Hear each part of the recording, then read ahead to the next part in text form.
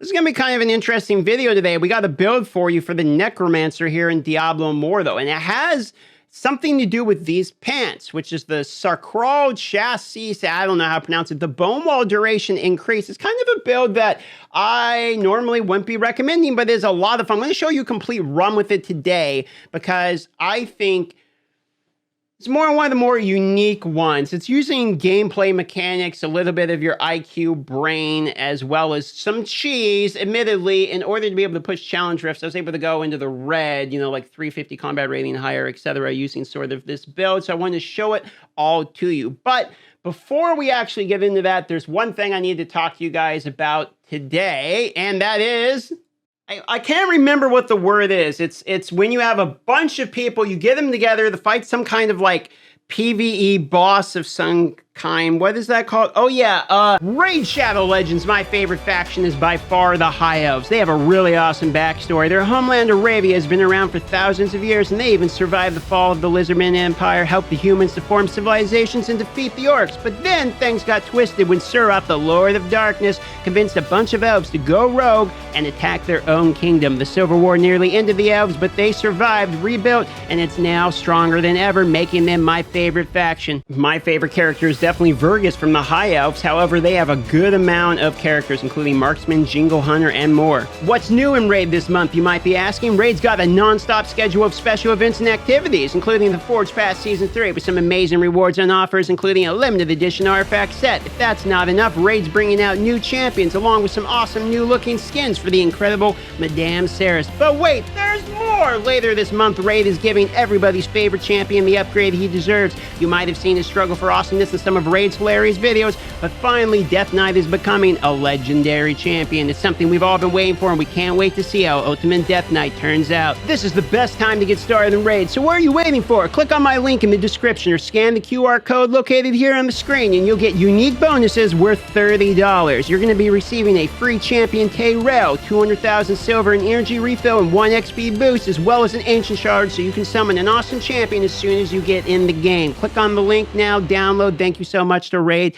and my sponsor. I'm going to show you guys a build that's absolutely hilarious. This is using normal bone wall in order to manipulate the AI, and it's kind of a smart use of bone wall. Let me actually show you the way this works. So basically what you want to do is you go into whatever rift, it doesn't matter. Ones that have exceptional rangers can be a problem, but this does work against both boss ranging and normal ranging too.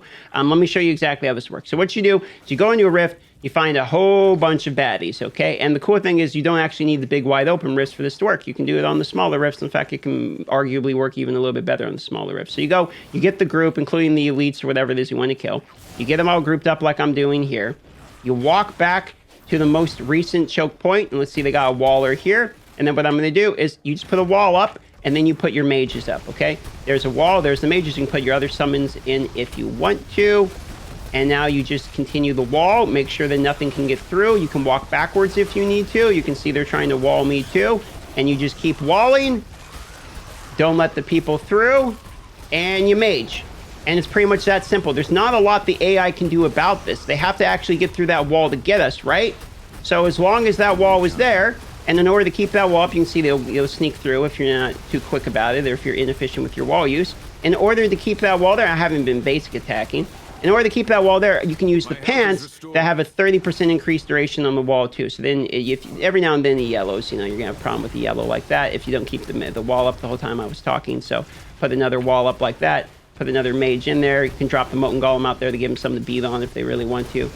And you have enough uptime of the wall that you can always keep the wall up as long as you have the bone armor pants. Pretty much that simple. Or bone wall pants. Look at this. See? These bone wall pants. These ones. Duration of the bone wall, 30%. So the bone wall, and it's just normal bone wall. There's nothing fancy about it. It's just the normal bone wall.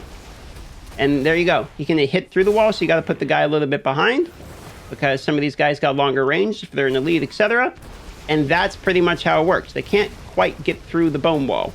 Even with a little bit of an edge, you can't quite get through it, right? He's trying to reach him, he can't. So you both have to have the mage far enough away, as well as you have to be far enough away, because see, he gave me a whack and I died there, so it doesn't quite work. So what you got to do is you can also do it like this, but if you're in the corner, these guys that have these kind of longer range can get through you. So you want to make sure that you kind of do that at choke point like I was showing earlier, so that that type of thing doesn't actually happen, okay? You want to try to choke them off and have the mages far enough away. Now, the mages have a long enough range that normally this shouldn't be a problem. So let me continue and show you here again. So we're going to go get another big group here. Walk ahead, see what we can get. Let's put the bone armor up just to help us out. I used this one just to make it a little bit easier to gather things. And I got grabbed by one of the CCs. Revived the corpse. Thank you very much. Get everyone to chase us.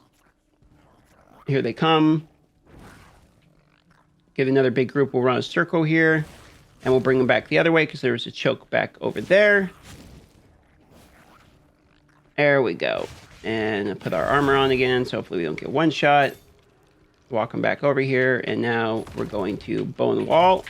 And then put up the mages. See, we put up the mages a little too close that time again, probably. We're being honest with ourselves. And this choke point isn't that great because the bone wall, like one wall doesn't block both of it. It doesn't look like... Well, it looks like it does, actually. If you do it just right, it looks like it can actually block most of it. So there we go. And so there's actually another good example of it actually working. So you gather them up and then you just bone wall it down. And the funny thing is, it works good in a party, too, because all you got to do is grab them, everyone move them, and then you can bone wall up, and you all can DPS over the wall. Like, all of you guys can shoot over the wall, you know? And especially if you have something like an elite, like these guys, where it's like a slow-moving, dumb elite, or even with range, because it will block range, too. So, like, look, he was shooting range before. None of that range is going to get through this wall. It will block some range. Like, the lasers and stuff, it won't block. So, you know, just a heads up. Some range it will block, some range it won't block. But this works pretty good. You can combine it with the Dark Curse, too, that blocks vision. So if the bone wall goes down, you can block everyone's vision with the Dark Curse and then buy yourself some time to get another wall up, too. But you do really have to have that bone wall duration increase in order for it to have 100% uptime, or else it can fall off. Here's one more example. So let's see if we can try to get out of this. Looks like they're using their own version of bone wall. No, they've Uno reverse carded me. Okay, so let's go back in here. And here we go. So this should be a good example. We have a big group of people. Can we do a... Oh, that wall is way too close. You have to be a little careful with how the wall places because the AI is a little bad on how it actually places the wall. This is a little bit of a shenanigan one. They're going to walk around the long way. That's kind of okay. I'm going to walk around this way and then trick the AI. All right, that's fine. We'll use this as the setup to walk over here. All right, revive in place. And we're going to bone wall off this. And just like that, look at that. You see, that's a little busted. Okay, we didn't get these AIs. Need to come this way now. Okay, there we go. They're coming. I must wait. Oh, it looks like they teleported back over. So you got to be kind of careful. I think if you bug out a place entirely, sometimes they can warp to the other side. It seems like that's happened a couple of times. But this strategy does seem like a legitimate strategy you can use. You just might have to be careful how you place the walls. There might be a little tinkering that we need to do to get it min-maxed properly. So here we go. We got another big group of them. Walk this way. Block it off. Put up the mages. And profit, right? Yeah, he's going to try to do his own wall because he's upset. Sorry, buddy. My wall beats your wall. And, I mean, that's kind of busted, right? You can just sit here. It's basically... It looks pretty flawless. And then you go to the boss, and then because it's on the boss, and you have bone mages, like you actually do decent DPS, because the mages are actually strong damage. You just got to try not to get them one shot. And now I got to kill the boss. And here's the thing with the boss, is the Sand Shaper, the bosses will actually get blocked. Their range attacks. Like the Sand Shaper gets entirely blocked by the bone wall, which is interesting. So we wall it off, and we're good. Oh, it's so busted, dude. And just like that, it's over. We did it. So try out that build if you want. There's something to be said for the bone wall, and you can always swap off the bone wall like I did the skeleton or something later at the end of it, so you don't really get hampered by it. But the bone wall, there's something there with that build for sure. Let me know what you think about it. Leave a like if you like it. Leave a comment down below if you got a better one. Love y'all. And see you on the next video.